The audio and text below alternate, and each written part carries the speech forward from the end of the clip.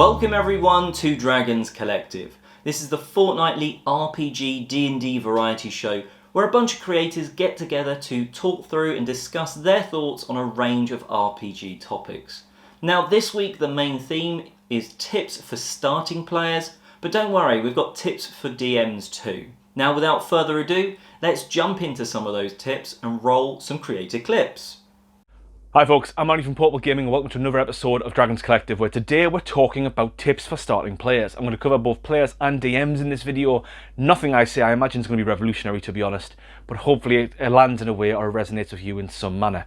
So first off, tip as a starting player, if you're playing for the first time, I have two major tips. One is just get involved. Don't be too embarrassed where you can. Role play daft as you can. Just have fun with it. The more fun you're having, no one's going to complain. The more you get involved, the more you throw yourself into it in the beginning, the easier it's going to be, the more people are going to have fun with it. I know my very first proper RPG experience with some friends, I just went full amateur dramatics on them in a speech, and we all had a great time, and I just got so invested, I loved it. Secondly, when it comes to rolling a first character, just rip something off, right? Don't stress about making something too clever, especially if you've been like reading D&D memes and things before you play. Like, you need a way to get yourself into this world. If you want to rip off Geralt from The Witcher to be a new character in this new world, you do that. You just need a way to get your head in the game, and the more you play, the more you learn, the easier it's going to be to make that gnome barbarian you've always dreamed of. Secondly, I want to talk to DMs, and for DMs there's a few things I want to say. First off, over-prepare to under-deliver, especially if you've got a relatively big group of new players. They will not know what they want to do there. You better have tons of answers. That's going to make your life a lot easier. Secondly, if you can, bring in a confederate. I mentioned this in one of my earlier videos. This is really good for new players. Having one player who's either a friend of the group or a friend of yours who you know will play well with new players, who you can rely on to do some of the more classic things you expect, or you can rely on to play the more boring party character who will drag them along the plot to help them get involved in more interesting situations where needed. That's always really helpful where possible. It also is nice to have somebody who they can lean on, they can ask questions to, who can make suggestions as the party side, so it doesn't feel like the DM's controlling things. And when talking about DMs controlling things, a great way for a DM, for new players, is to look at the old classic improv rule of yes and, or I like to change it in this situation to yes but. So I think as a DM, it's really bad if you're saying no all the time. There's some things you can say no to, but if you're trying to stop an idea in its tracks because it's a bad idea, that takes away player agency, and it doesn't feel like a good time for the players, to be honest. But if you say yes, but, you're now keeping agency in the hands of players while hopefully avoiding things you don't want them to have to deal with or you don't want them to do because it's bad for everybody. So if a player says, I want to go punch that guard in the face, you go, yeah, you can do that. But bear in mind, he's got 10 other guards behind him, and they're all much stronger than you, and you're not going to come out of that very well. They get a chance to go, yeah, that's a terrible idea, I'm not going to do that, and then you get to move on and do something else. Or they go, I'm still doing it, and then they learn a lesson. But they've learned a lesson doing something of their choice. They haven't learned a lesson because you forced it on them. They've learned a lesson by their own actions. Their agency isn't gone. They can experience the kind of wide repercussions that playing an RPG can give you, and you get to look like the good guy because you let them do what they wanted, even though it was a bad idea, but you gave them the choice to avoid it. And that's important. I think that's the key lesson I'd give to anybody playing an RPG. But anyway, that's my time, folks. As always, I've been Andy, and it's your round. My biggest tip to newest players is going to be to read Chapter 9. This chapter details everything that you can do in combat, and let's be honest here, let's not let the art of this game override the fact that this is a combat simulator. If you find yourself often struggling to figure out what you can do during your turn, this is the chapter for you. Here's where you're going to find a lot of the often forgotten or misinterpreted rules in D&D. The rules for surprise, different actions that you can take in combat that aren't just attack or cast a spell. Don't overlook dodge, guys. Please check out dodge. Grappling, dual-wielding weapons, shoving a creature, opportunity attacks, cover, damage and healing. Like, this is the chapter that I find players often forget to read. And that's mostly because it's chapter 9, and this honestly feels like information that should have come before races and classes. It's just the way that this information is organized in the player's handbook that tends to kind of confuse or mystify newer players. But I promise you, in combat, if there's a question that comes up that isn't about a specific class feature or a particular spell, your answer is most likely always going to be in this chapter of the player's handbook. That's it for me. I'm Taryn, Indestructoboy Pounds. Come check out my channel if you're interested in D&D class design, homebrew content, or just an analysis of this game from the standpoint of a class designer. You can also go pick up my merchant and my dancer classes over on the DMs Guild. Thank you to Ollie and all the other creators for contributing to this really cool project. Go check out their channels as well. What's that monster? It's a goblin! So one of the things that I found that was daunting when I started D&D was making a character sheet. Not so much the names and the backstory and everything, but for me, how did I pick the stats correctly for my character? Now, there's multiple ways. Some people will say you roll the dice and then you assign whatever, a certain dice, and you assign those numbers to your stats, your intelligence, your charisma and all that sort of stuff. And other people say, here's some set numbers. Apply these numbers to what you want to be strong and what you want to be weak at and everything like that. Now, going into that first character, you kind of are thinking, right, I want this character, I'm going to be living through this person's shoes. In this world, I need them to be really, really good at everything. And I think actually, if you do that, you can miss out on some amazing, sometimes comedic elements to D&D. Don't get me wrong, a character that is good at everything is very helpful for when you're playing those first few games. But when you get past that, there's something special about having a character that's not good at something.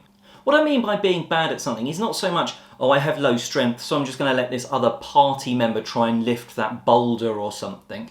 What I really mean by that is having some stats that you will use despite being absolutely awful at. So for instance, potentially you are a low intelligence, low perception character, and you come across a trap. You're not going to know that that's a trap. Maybe someone else in your party scouted it or something like that. But if you're a little bit stupid and you don't have much perception as a character, you might go and give it a poke to see what it does. Now everyone else around the table might be screaming no at you, but you wanted to find out what it does, so you give it a bit of a poke. And a character with sort of normal intelligence, normal perception or something would never do something like that unless they are truly chaotic or something. So it just means that because you've got those low stats, you've used them to give the party and everyone around the table a different experience that they'd have never have got. If everyone was just playing their character, normal intelligence, normal perception, whatever, everyone's just going to walk around the trap once it's been seen. But if you could role play the fact that you are a little bit stupid and you just give it a prod and something bad happens for you or the group, well, it just creates a bit more to the story and you're then driving the story. The DM can give you these sort of potential problems for you to come up against, and you can fall right into their traps almost on purpose just to see what would happen, and it could be a very different experience. What I'm trying to say is, don't be afraid to have a stat that is bad, and don't be afraid to use a stat that is bad, because it will mean you'll get a very different experience from just plain everyone's kind of average going through a journey. Anyway, that's enough for my face for a while. Let's roll some more creator clips. Hey, I'm Brent Christensen over Gotham Goblins. For new players and DMs, I want to encourage you to not be afraid to RP, to roleplay your characters. And this includes NPCs and anything else that you're interacting with. For this, you don't have to have voices. You have to walk around and be like, hey, I'm gonna do it. No, you don't have to do that. But what roleplay means is that get into your character. What is that mindset that they have? What motivates them? What are they afraid of? What guides them with their lives and their choices? Say what they're going to say. Don't say what you would say. Get into their mindset and start playing as your character. Not as you, but as your character. Hey, how's it going? So I'm Jake and this is Josh, and we're from JNJtabletop, and we're really excited to do this. So for your very first time as a player for Dungeons and Dragons, I think there are just a couple of very quick, simple things to focus on. Number one, after you build your character sheet with your DM, you don't have to know everything that's there, but just at least read your abilities once or maybe twice, because at least you have a familiarity with how everything is going to go, and you're going to have enough to work with your DM. And if you have any questions, just ask away. It'll be great. And then this is the basic rhythm of gameplay. Your dungeon master is going to describe the scene that's going on. If you have any questions about what they describe to you, or you have something that you want to interact with, you let the DM know. And then the DM is going to tell you if it's how that goes, or if you have to roll any dice. And this cycle is just going to repeat over and over and over and over again.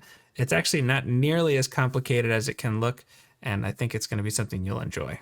So if you're first time playing, or you're about to get started playing, and you're going to be a DM, you're probably going to be panicking, thinking, "Oh my god, I have to know all of the rules." You don't. You don't have to know all the rules. I don't know all the rules, and I'm DMing a game on Rare Drop, which is a bigger channel. At the end of the day, if you can't figure out what it is, you just look it up. You might have a more like senior player at the table, and they'll probably be able to help you out with that as well. It's just not as important as you think it is. Another one that I always do is like, I feel like I haven't prepared enough. You're probably further along than you think you are. My nights where I've started off the night like, oh, maybe I should cancel this session because like I just feel like I haven't had enough ready. At the end of the session, my players will literally be like, "Oh, that was so great." And I'm like, "What, really?" And one thing that really happens in all aspects of life, and especially DMing, is if you or your players have watched like Critical Role or anything like that, or you Harmon Quest, whatever it is, there is healthy comparing yourself to others and unhealthy comparing yourself to others. Don't feel like you have to be as like good, or if you don't play your game the same way they do, it doesn't mean you're any less of a player. It's not going to be the same as everyone else's game, and that's totally fine because it's your game. Yeah, and I think the last piece of advice that I would just give you is this video has a whole bunch of really great YouTube channels that are going to teach you how to do this and or give you examples of gameplay. So go find them all and subscribe to them. I'm sure the links are going to be in the doobly-doo. And yeah, that's going to be good advice. Yeah, and we are JNJtabletop. We have playlists for players and playlists for DMs. So if you want to get like really in depth with information for either of those things or anything in between, just check out our channel, youtube.com/JNJtabletop. And we're happy to hang out with you and give you all the tips we can. We also like puns, or at least I do. Sometimes. Okay, as today's show was going to be a little bit short, I thought I'd try a couple of other segments out. You might have already seen one. And also, I'm going to talk about a board game that I think RPG players will really like. Now, this is Cartographers. So, as you can maybe guess from the name, you're going to be drawing maps. And it's actually in the role player line of games, which means this is a spin-off of a game that's based on making D&D characters, effectively. Now in this, you play as a cartographer, you flip cards over, and everyone around the table is going to draw that shape onto their map. So you've got stuff like cornfields, mountains, lakes, rivers, towns, and all that sort of stuff, as well as some monsters. Now, why I think this is a great game is I really like flip and write style games because everyone's doing things simultaneously. Why it's good for RPG players though is that this could actually create a very randomized map for your party to actually go through. You are going to, at the end of the game have a map drawn out with mountains, lakes, forests and some potential small towns for your players to go and visit. They can then trek through those forests, across the cornfields, into another town, and you can kind of use this as sort of a very easy way of randomizing that. Now, you've hopefully seen a couple of pictures of some of the maps. Let's be honest, my drawings are not the best, and you could do a much better job. It's certainly not going to put a lot of people out of business with my illustrations, but it could be a bit of fun, and you know what? It's a very fun board game as well. Anyway, that's just a quick board game, Cartographers, that I think everyone might enjoy, and now let's jump into some news. First up, we have a couple of bits of news from Steamforge Games. So they're going to be kickstarting on July 20th, a new book in their Animal Adventures series. So that launched September last year, was the sort of the core book for Animal Adventures. And this one is going to be called Animal Adventures The Faraway. and it's a 5e campaign book. Not too much information about this one. There's going to be new animal species for people to either, I'm not sure players, but at least encounter. And it's going to be set in the faraway sea. There's 11 islands there apparently, so lots to explore for players. And potentially each island might have its own sort of species or its own sort of feel. So that'd be quite an interesting one. Maybe similar almost in logic to 10 Towns from Icewind Dale. I don't know. That's speculation completely. The second bit of information from Steamforged Games is that they have confirmed the Labyrinth of the Goblin Tsar. This is one of their epic encounter boxes, so this is the new one, and it's scheduled for release. I'm assuming this is a US release date on September the 10th. We do get those over in here in the UK, but it doesn't say, it just sort of says that. The price point for that will be $49.99. The box is going to contain the evil Goblin Tsar and his minions for a standalone RPG encounter. So, you know, if you're a fan of the Steamforged Epic Encounters, it sounds like they are very much continuing on to make some more. For those of you in the UK, we are very much behind the US in this one. WizKids has just released the Catapult, the Battering Ram, the 4D settings, War Machines, and also angles and curves for the WizKids tiles. Anyway, that's enough news. Let's get back to some more creator clips. Hey everyone, it's Clara. So in this video I'm going to show you how I painted this model. This is a Games Workshop Demon Prince, and I will use this in my games with Dungeons and Dragons as a devil or as a demon. It's pretty versatile. I realise we're on opposite sides of the blood wall, but that doesn't matter. You don't need a mini for every single character. I'll also show you how I made the diorama, and I talk about this in more detail on my channel, but the actual discussion while I'm doing this is, do we even need these models? I remember when I first went to Warhammer World in the UK, and I was looking at all these beautifully painted miniatures and these amazing wide-scale dioramas. And there was someone there that they said to me, like, I don't know why I bother painting, I'll never be this good.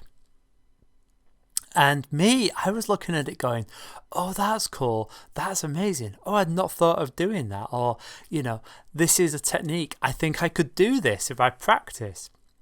I think looking at things negatively or expecting that when you do something you've got to be the best and you've got to be the most amazing person at it and do everything right, for me, it's a really sad way of looking at things.